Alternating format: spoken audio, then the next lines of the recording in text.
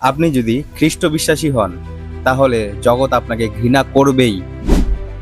হ্যাঁ, এটা সত্য। যোহন তার 15 অধ্যায় 18 এবং 19 পদ যদি আমরা পড়ি, এখানে এইরূপ লেখা রয়েছে, জগৎ যদি তোমাদের ঘৃণা করে তাহলে মনে রেখো যে জগৎ প্রথমে আমাকেই ঘৃণা করেছে।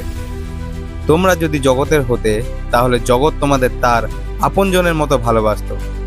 তোমরা এ জগতের নও, বরং এ জগতের মধ্যে থেকে আমি তোমাদের মনোনীত করেছি, তাই জগৎ তোমাদের ঘৃণা করে।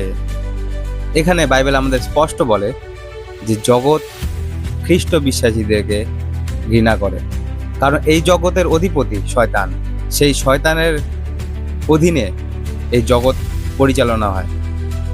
আর শয়তানের পদ্ধতি জানেন কি? লোভ, হিংসা, অহংকার, উচ্চ আকাঙ্ক্ষা, নিজ ইচ্ছা, আমোদ প্রমোদ, এইসব হচ্ছে শয়তানের পদ্ধতি। কিন্তু খ্রিস্টের পদ্ধতি এর থেকে একদম উল্টো। খ্রিস্ট শিখায় তোমরা লোভ করবে না, তোমরা নিজ ইচ্ছায় চলবে না, তোমরা ঈশ্বরের ইচ্ছা অনুসারে চলো, নিজের জীবনকে পবিত্র রাখো, যে কোনো মাংসের লালসার থেকে দূরে ভাগো। এইসব খ্রিস্টের পদ্ধতি।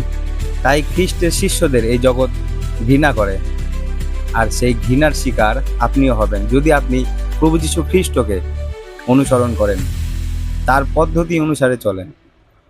কারণ আপনি ঈশ্বরের মনোনীত লোক, তাই জগৎ আপনাকে ঘৃণা করবেই, কারণ আপনি জগতের না কিন্তু খ্রিস্টের।